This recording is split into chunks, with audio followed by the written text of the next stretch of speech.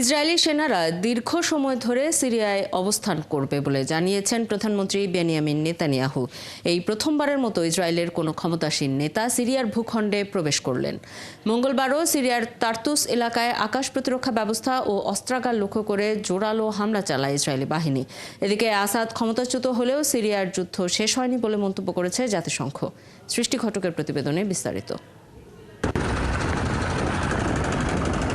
সিরিয়ার স্বৈরশাসক বাশার আল আসাদের পতনের পর থেকেই দেশটিতে একের পর এক হামলা চালিয়ে যাচ্ছে ইসরায়েল। মঙ্গলবারও সিরিয়ার তার্তুস এলাকায় আকাশ প্রতিরক্ষা ব্যবস্থা ও অস্ত্রাগার লক্ষ্য করে জোরালো হামলা চালায় ইসরায়েলি সেনারা।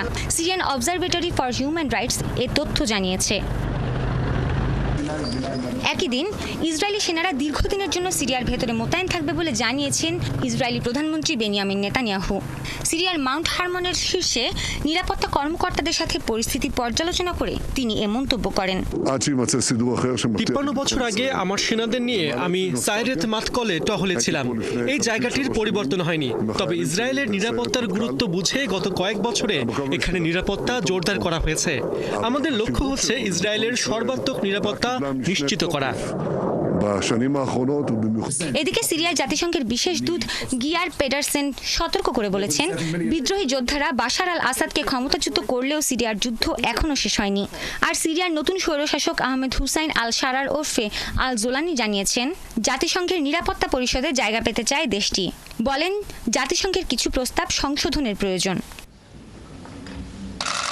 অন্যদিকে তুরস্কের প্রেসিডেন্ট রিসেপ তাইপ এরদোয়ান বলেছেন, সিরিয়া এক নতুন যুগে প্রবেশ করেছে। এখন থেকে সিরিয়ার জনগণই তাদের ভবিষ্যৎ নির্ধারণ করবে, বাইরের কোনো শক্তির এতে হস্তক্ষেপের সুযোগ নেই। ওদিকে আবার 2025 সালের প্রথম 6 মাসে প্রায় 10 লাখ সিরিয়ান শরণার্থী দেশে ফিরতে পারেন বলে জানিয়েছে জাতিসংঘের শরণার্থী বিষয়ক সংস্থা UNHCR।